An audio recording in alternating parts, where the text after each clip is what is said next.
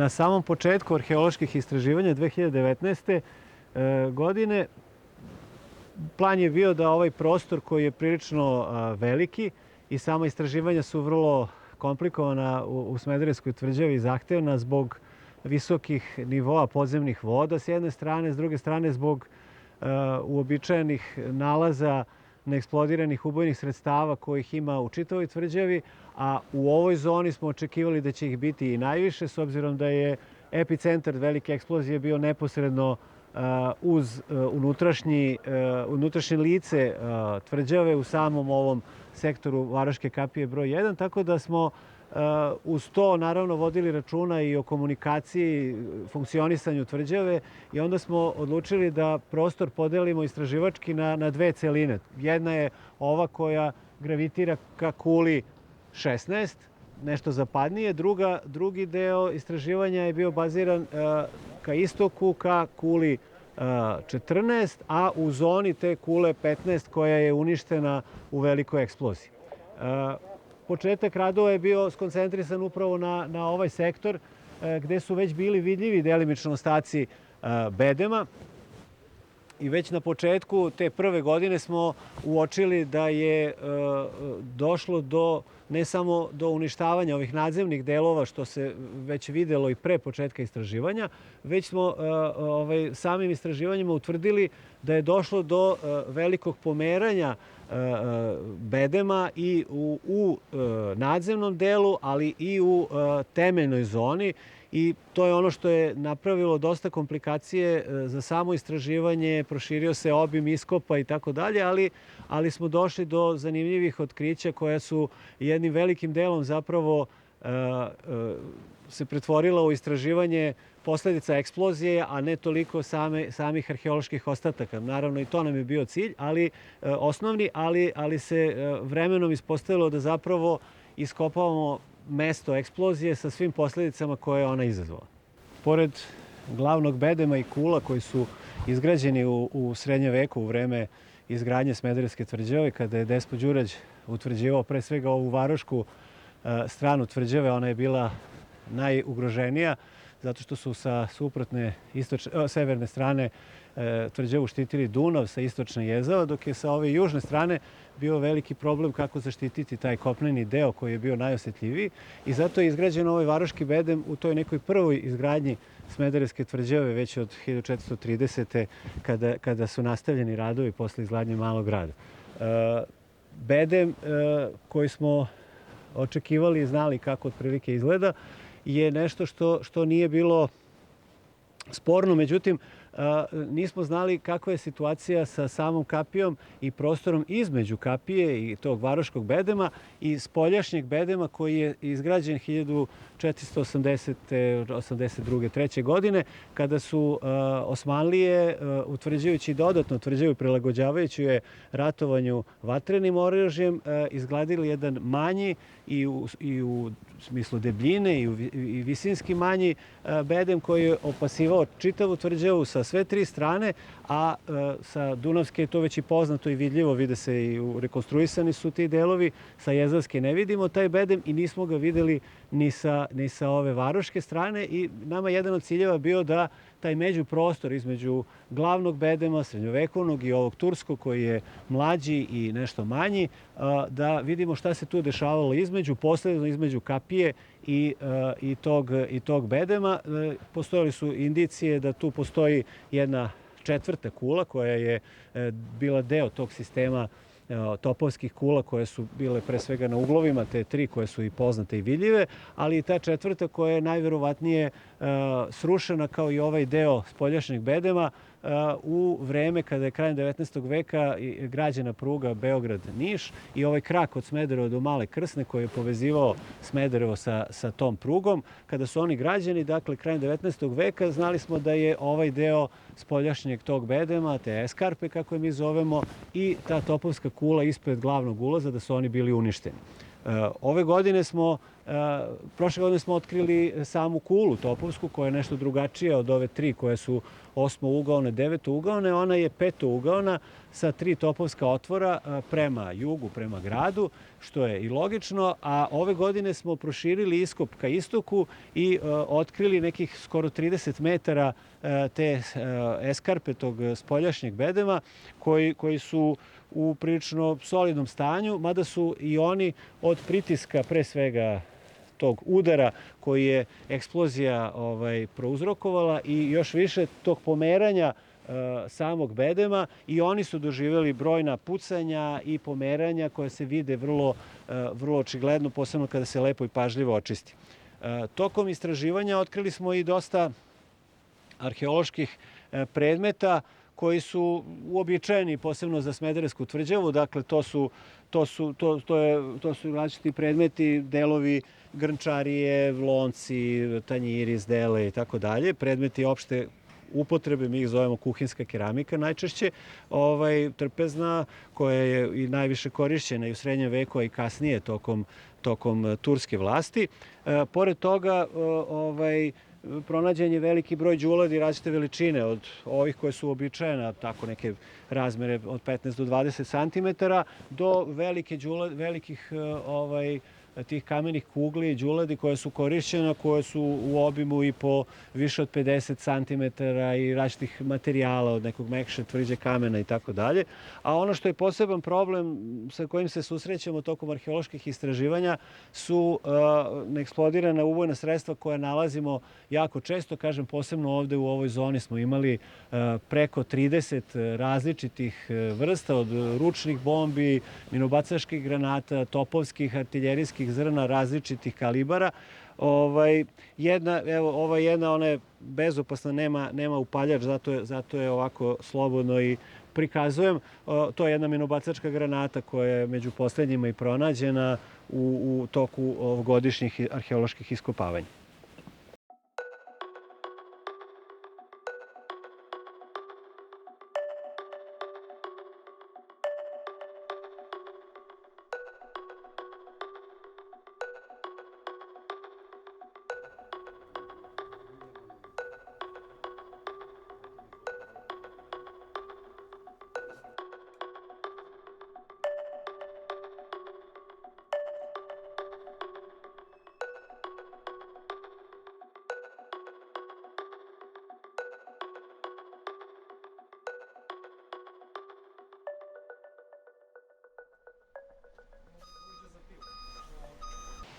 Evo, ovo što ja trenutno radim je jedan od oblika dokumentacije nakon završavanja arheoloških iskopavanja ovogodišnjih na terenu.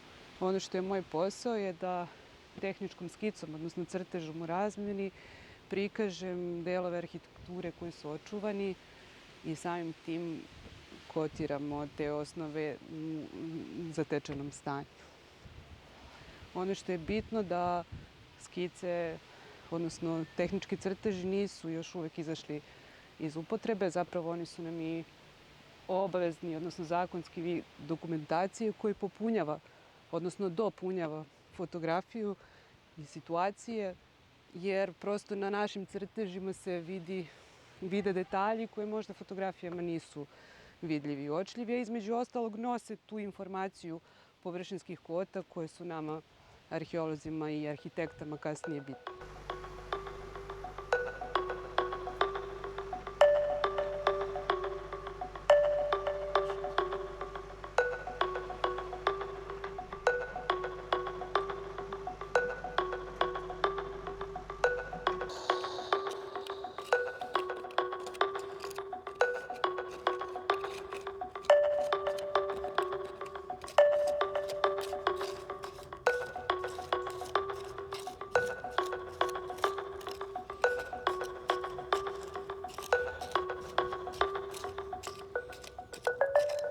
Neočekivano smo naišli na grob tokom konzervatorskih radova na tvrđavi, na Južnom bedemu, istočno od Kule 16. Pokojnik je orijentisan pravac sever-jug, što nam u početku smo mislili da se radi o individui islamske veroispovesti. Međutim, daljim iskopavanjem smo naišli na priloge.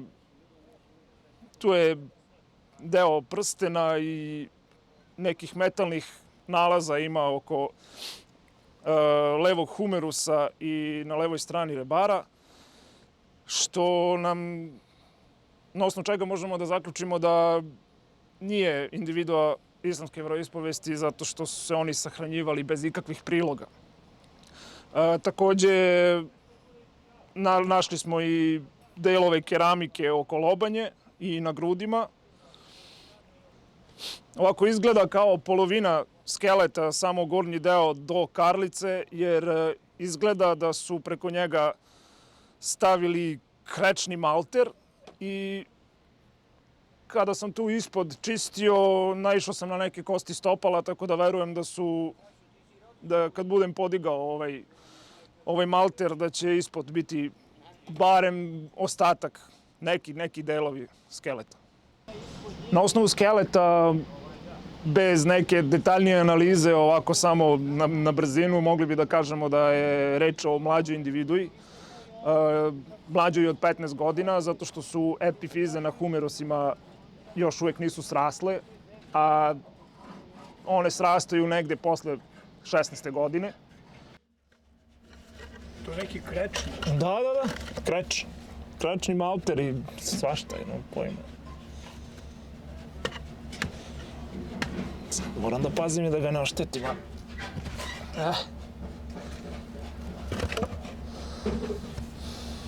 Pošto smo završili sa dokumentacijom, sklonio sam kreč koji mu je bio nasut preko karlice. I sada da vidimo da li ima nečega ispod. Ali izgleda da ima još kreča sam.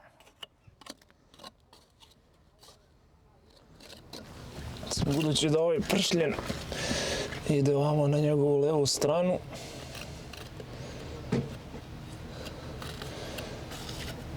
možda i ne nađemo ostatak skeleta. Ili jednostavno samo na mnogo nižoj koti zbog ovog maltera. Mislim, krajnje čudno. Evo ga neki. Evo ga deo pršljena. Znači da izgleda da mu kičma ide na ovamo na levo.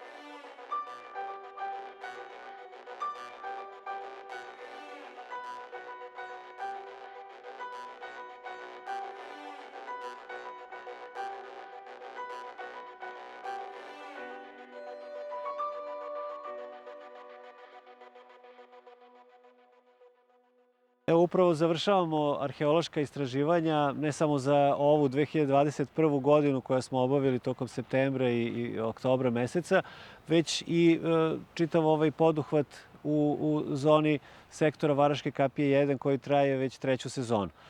Pored radova u ovom zapadnom sektoru koje smo priveli kraju, imamo i radove u istočnom sektoru u kojima je glavna kapija i topovska kula ispred glavnog ulaza. I neki cilj svih ovih istraživanja i nadamo se budućeg izgleda Smederevske tvrđave je upravo da dobijemo sve relevantne podatke kako bi mogli da već krajem ove godine i tokom sledeće godine izradimo valjani projekat prezentacija ovog prostora, da bi glavni ulaz u Smederevsku tvrđavu za sve građane Smedereva, ali i sve posetioce koji obilaze tvrđavu, da bi ga prilagodili i upriličili da on bude zaista reprezentativan i da u punom sjaju prikaže Smederevsku tvrđavu i da doživljaj posetioca bude mnogo bolji nego što je sada, jer prosto sasvim drugačije kad se ulazi u tvrđavu kao jedan objekat celovit, kad se prođe kroz glavnu kapiju i kada posle te neke vrste inicijacije koju doživljavamo tim prolaskom, kada u odnosu na ono što je bilo uobičajeno da se ulazi u tvrđavu bez bedema, bez kule, bez te kapije, i nadamo se da će već tokom 2023. godine početi i prvi radovi koji će svakako, s obzirom na obim i komplikovanost posla sa kojim se suočavamo ovde zbog svih tih pomeranja i slojeva i samih zidova, jako rastrešenosti velike tih ostataka, da ćemo naći i pravo rešenje i da ćemo u što je moguće kraćem roku, ali kažem, s obzirom na sve te okolnosti, da će to svakako trajati, tako da se nadamo da će, pored naše upornosti i volje koju smo pokazali svih ovih godina, posebno na ovom projektu koji sada sprovodimo u sektoru Varoške kapije 1, da će to isto strpljenje i razumevanje pokazati i svi posetioci Smederevske tvrđave koji će sačekati da ovaj prostor punim sjajom bude za sve njih, jer upravo zbog svih posetilaca i svih žitelja Smedereva i ljudi sa strane mi sve ovo i radimo.